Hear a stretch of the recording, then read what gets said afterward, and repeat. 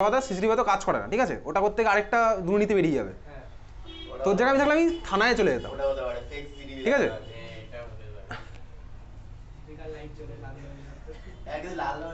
চল পরের কোশ্চেন। আমার মনে হয় তোর ভাই থানায়ও বলা উচিত সিম্পলি।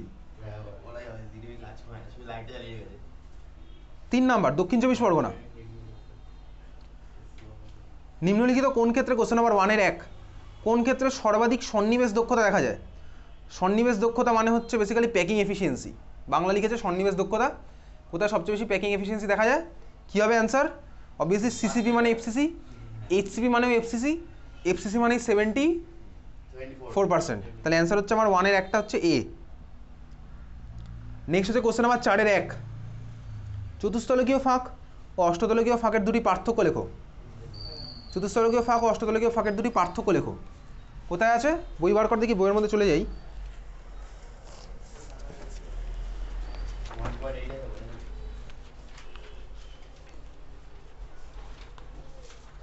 আচ্ছা, বইয়ের মধ্যে মার্ক করা আরও কিছু বাকি ছিল। চ্যাপ্টার শেষ হওয়ার পরে তুই চলে যা চ্যাপ্টারের মধ্যে।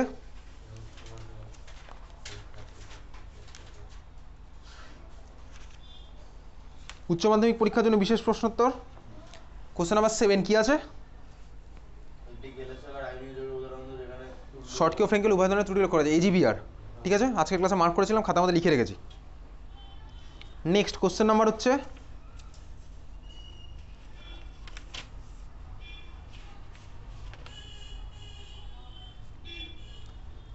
উচ্চ মাধ্যমিকের কোশ্চেনগুলো আছে, তারপরে দেখা যাচ্ছে সমাধান সহ এনসিআরটি অনুশীলনী, সমাধান সহ এনসিআরটি অনুশীলনী, সমাধান সহ এনসিআরটি অনুশীলনীর মধ্যে কোশ্চেন নাম্বার 7-এর 3,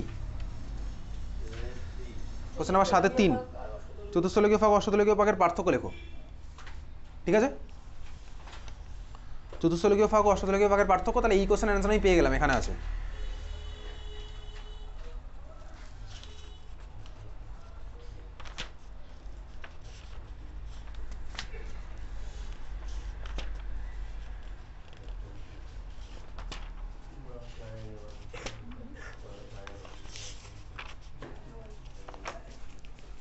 আচ্ছা, তাহলে এই কোশ্চেনের অ্যান্সার আমি পেয়ে গেলাম। চল নেক্সট কোশ্চেন। কোশ্চেন কি বলেছে তার ঠিক পরের কোশ্চেনটা, সিএসসিএল ক্লাসের প্রতি একক কত সিএসসিএল এককের সংখ্যা কি? সিএসসিএল ক্লাসের প্রতি একক কত সিএসসিএল এককের সংখ্যা কত? এটা মানেটা কি? সিএসসিএল ক্লাসের প্রতি একক কত সিএসসিএল এককের সংখ্যা কত? কি বলতে যে বোঝা যায়নি, স্যার এটা বোঝা যাচ্ছে না কোশ্চেন। তারপরের কোশ্চেন, পৃষ্ঠকেন্দ্রিক অথবা এক পৃষ্ঠকেন্দ্রিক একক কোষের সন্নিবেশ দক্ষতা। পারবো ভাই, পৃষ্ঠকেন্দ্রিক মানে কি? এফসিসি। এনএ প্লাস ও সিএল মাইনাস আয়নের ব্যাসার্ধ যথাক্রমে এত এত হলে এনএ প্লাস আয়নের সর্বাঙ্ক সংখ্যা নির্ণয় করো। চল খাতার মধ্যে করছি।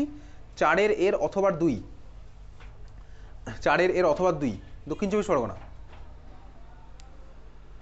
এনএ প্লাস ও সিএল মাইনাস আয়নের ব্যাসার্ধ যথাক্রমে এত আর এত বলে দিয়েছে, তাহলে এনএ প্লাস আয়নের সর্বাঙ্ক সংখ্যা কত হবে? কীভাবে করবো আমি ভাই? বেসিক্যালি কী করবো বল, এনএ প্লাস আর সিএল মাইনাসের আমার আয়নের ব্যাসার্ধ বলে দিয়েছে, তাহলে কীভাবে করবো সর্বাঙ্ক সংখ্যা? রেশিও বার করবো। তাহলে রেশিও বার করে বল কত আসছে? কার কার রেশিও বার করবি? এনএ প্লাস আয়নের ব্যাসার্ধ আর সিএল মাইনাস আয়নের রেশিও বার কর, কত আসছে? 95/181। কত আসছে? 95/181, 95/181, 0.52। তো 0.52 যদি আসে তাহলে ওটা কোন রেঞ্জের মধ্যে পড়ছে? 0.414 থেকে 0.732, বইয়ের মধ্যে বার কর। ওই যে একটা ছক্কাটা ছিল, তাহলে রেঞ্জ আমার কত পড়ছে? 0.414 থেকে 0.732, তাহলে কত হয় ভাই? 6। সর্বাঙ্ক সংখ্যা কত? 6। কীভাবে করলাম? রেশিও বার করলাম। কার কার রেশিও বার করলাম? NA plus by CL minus রেডিয়াসের। এই যে ভাই এখানেই করেছিলাম r plus by r minus, এখানে রেশিওটা বার করলাম। কত আসলো আমার?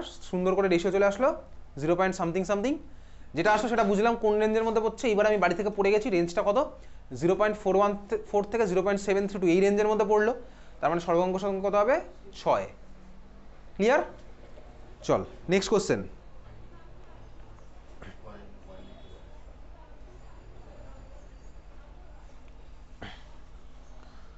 সব জায়গায় তো চুপ থাকলে হয় না, যেখানে তোর প্রতিবাদ করা দরকার সেখানে তোকে প্রতিবাদ করতে হবে। তোর ক্যালকুলেটর চুরি হয়ে গেল, তুই এমনি ছেড়ে দিয়ে চলে আসবি? এটা কি মামার বাড়ি নাকি? অত চুপ থেকে কোনো লাভ নেই, অত ভালো মানুষ হয়ে কোনো লাভ নেই, সিম্পল। আর একটা ভালো মানুষের প্রশ্নও আসছে না, কেউ তোর সাথে ভাই চুরি করছে আর তুই ব্যাপারটাকে সিম্পলি ছেড়ে দিবি?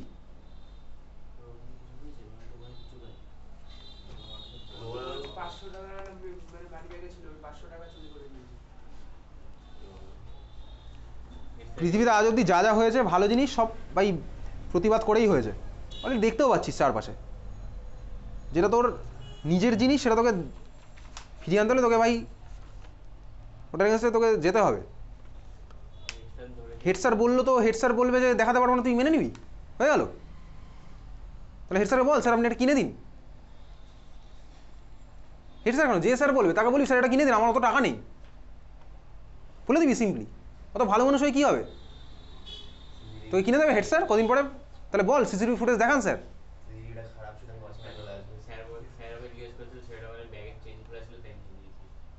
তা সিম্পলি তুই সিসিটিভি ফুটেজ দেখাতে বল স্যারকে।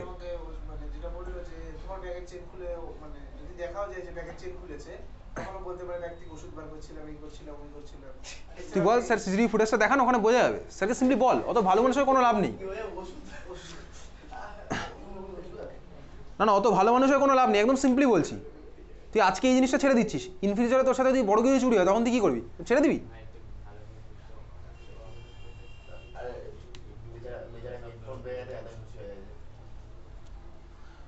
তোর জায়গায় আমি থাকলে আমি ব্যাপারটা এত সহজে ছেড়ে দিতাম না।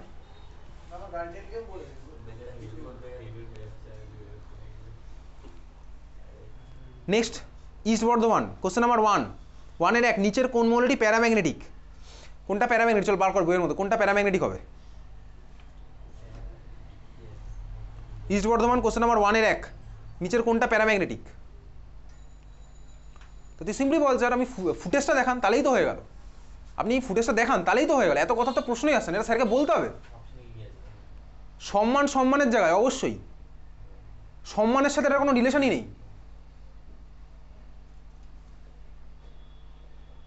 তো সিসিটিভি লাগানো আছে কি করতে, এটা বলবি, দরকার হলে থানায় যাবি, সিম্পলি একদম সিম্পল হয়ে গেল ব্যাপারটা।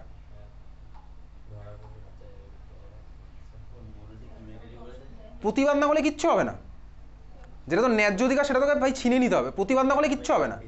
তাহলে তুই এখন আরেকটা ক্যালকুলেটার কেন ভালো মানুষের মতন, যা চলে যা কলেজ স্ট্রিটে চলে যা, গিয়ে আবার ভাই 800 টাকা না 900 টাকা না 1000 টাকা কত টাকা নেয় ক্যালকুলেটার, 500 টাকা নেবে, আবার কেন। এবার তুই বোঝ কোনটা কি করবি।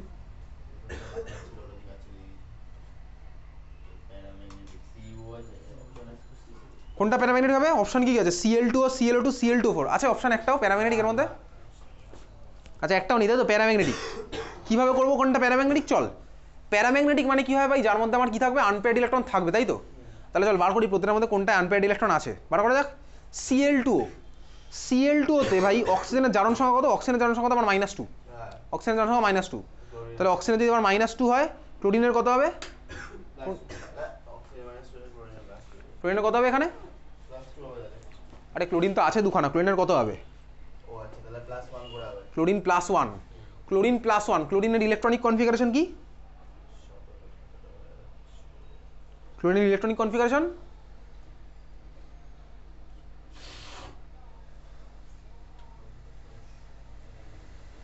ইলেকট্রনিক কনফিগারেশন না বলতে পারলে এই কোশ্চেনের অ্যান্সার হবে না।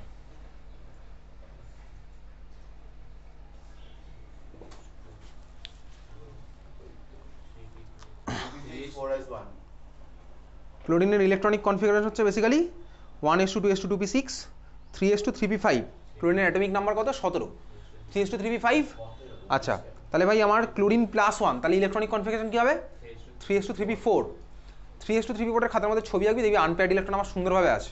আচ্ছা 3s2 3p4 আনপেয়ার্ড ইলেকট্রন আছে। Cl2 আমার কি হলো তাহলে প্যারাম্যাগনেটিক হবে। Cl2তে ক্লোরিনের জারণ সংখ্যা কত হবে? Cl2তে ক্লোরিনের জারণ সংখ্যা, এই কোশ্চেন ফার্স্ট অফ অল তোর উচ্চ মাধ্যমিক আসবে না। Cl2তে ক্লোরিনের জারণ সংখ্যা কত হবে? ক্লোরিনের জারণ সংখ্যা, অক্সিজেন হচ্ছে অক্সিজেনের কত হয়? -2। তো ক্লোরিনের কত হবে? ক্লোরিন হবে হচ্ছে কত? আরে ভুলে গেছি জারণ সংখ্যা। ক্লোরিনের জারণ সংখ্যা কত হবে? এটা Cl2তে অক্সিজেন যদি -2 হয়,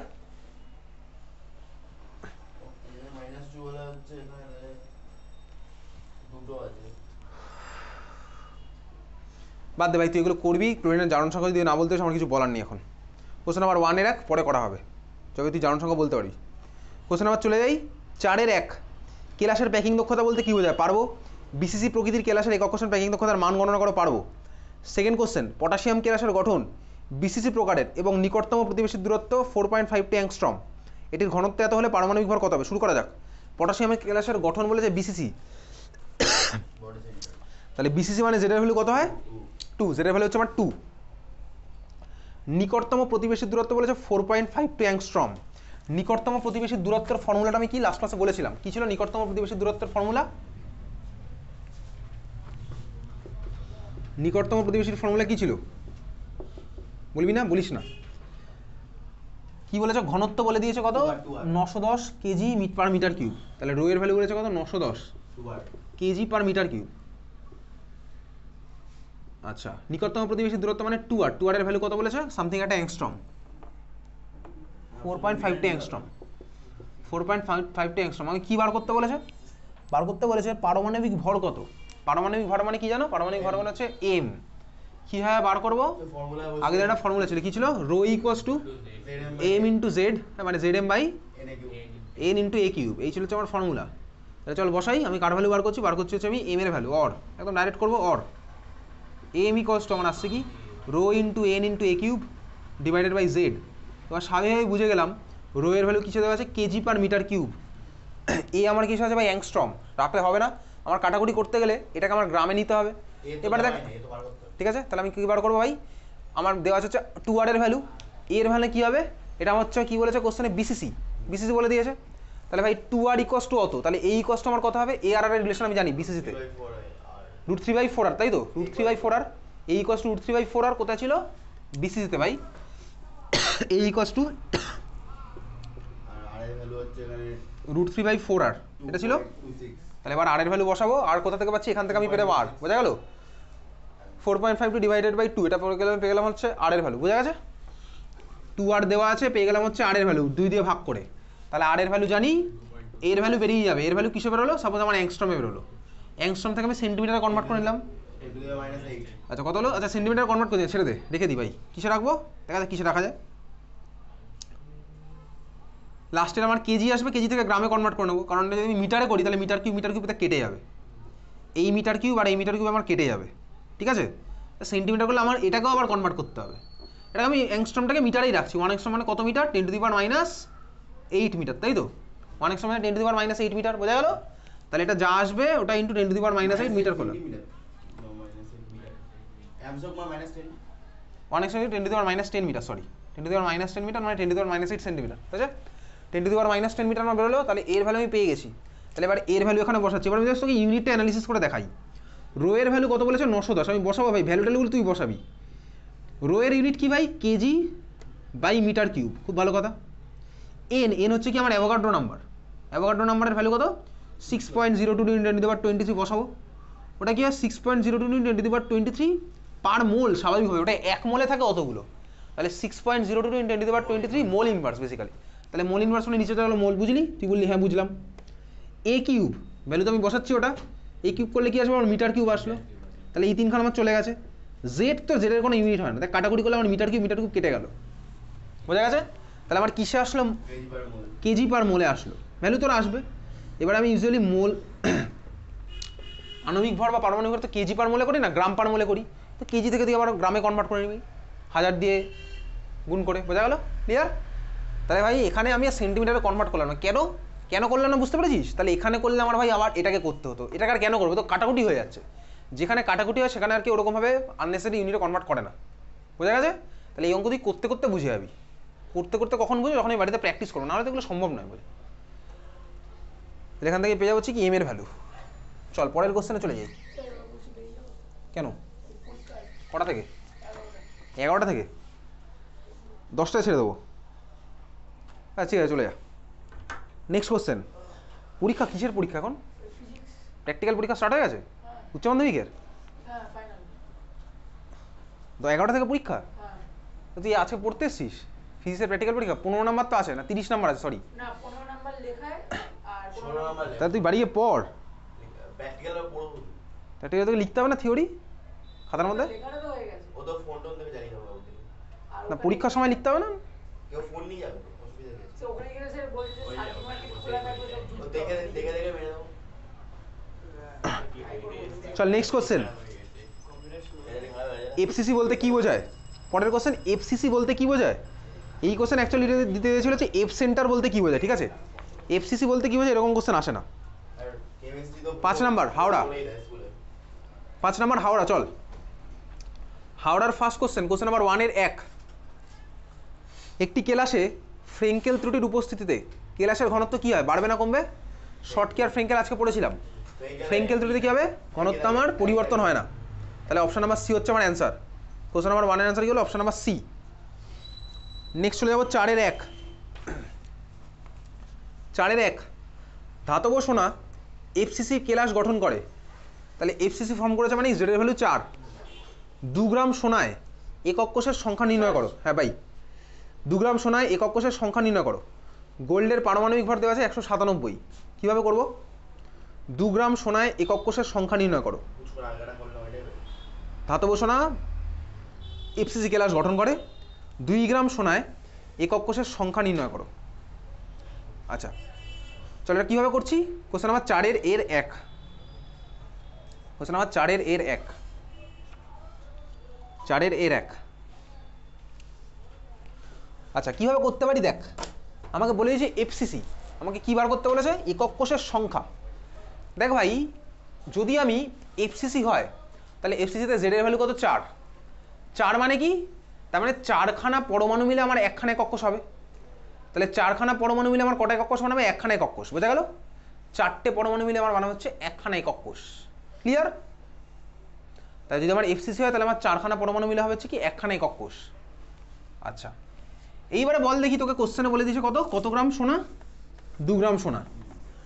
তাহলে তোকে বার করতে হবে কি 2 গ্রাম সোনা মানে কতটা পরমাণু, তাহলেই তো আমার হয়ে যাবে। 2 গ্রাম সোনায় কতগুলো পরমাণু আছে সোনার, তাহলেই আমার হয়ে যাবে। কীভাবে করবো? 2 গ্রাম সোনায় আমার কতগুলো পরমাণু আছে সোনার, কীভাবে বার করবো?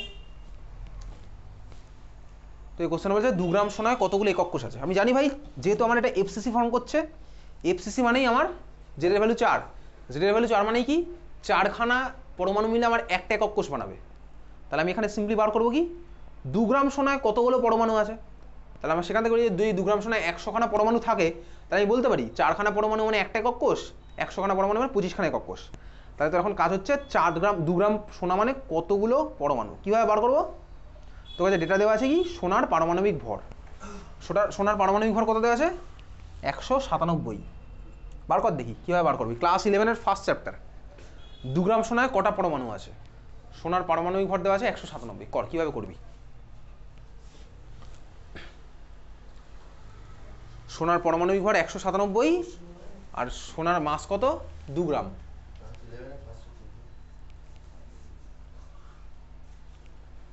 2 গ্রাম সোনায় কতগুলো পরমাণু আছে?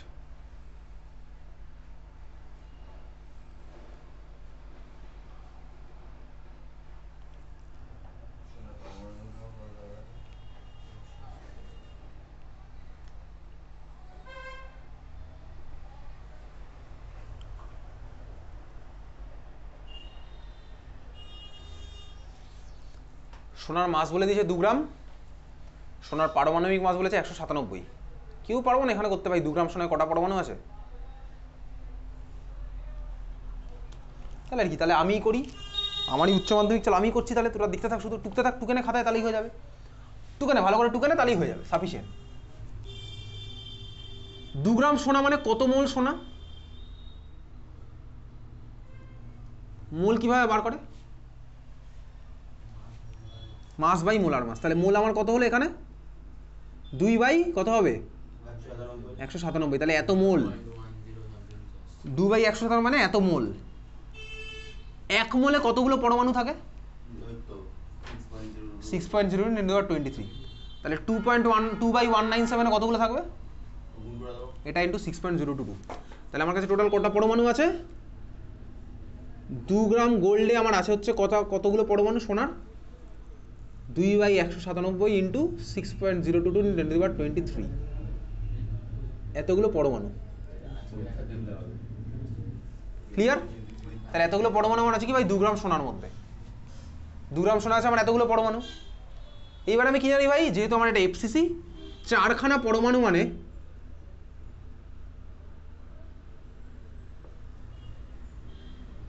একটা একক কোষ, তাহলে ভাই 2/197 × 6.02 × 10^23 এতগুলো পরমাণু মানে কটা একক কোষ বার কর। 4টে পরমাণু মানে একটা একক কোষ, তাহলে এতগুলো পরমাণু মানে কটা একক কোষ বার কর। ওই কি নিয়ম কর, করে অ্যান্সার বল কত হবে, তারপর বাড়ি চলে যাবে।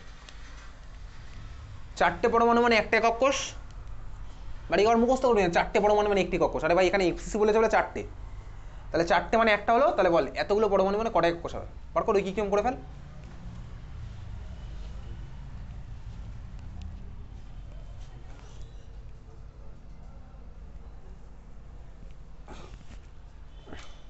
কত আসছে অ্যান্সার?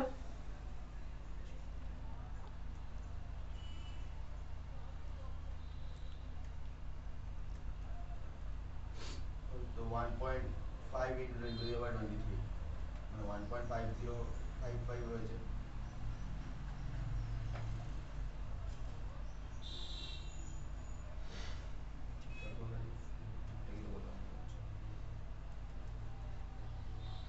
ও এই 2/197টা গুণ করছি, তাই হচ্ছে।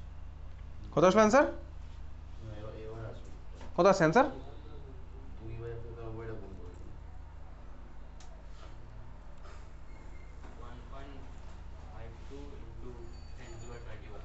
1.52 × 10^21, ঠিক আছে। চলো আজকে এত অবধি, দেখা হচ্ছে শুক্রবার। কার কার আছে প্র্যাকটিক্যাল স্কুলে? শনিবার আছে। শুক্রবার প্র্যাকটিক্যাল নেই তাই তো? শনিবার 7 তারিখ তো, শনিবার। এই শুক্রবার প্র্যাকটিক্যাল নেই তো কারোর? তাহলে শুক্রবার সকালবেলা 10টা থেকে হয়তো পড়া হবে। ওকে।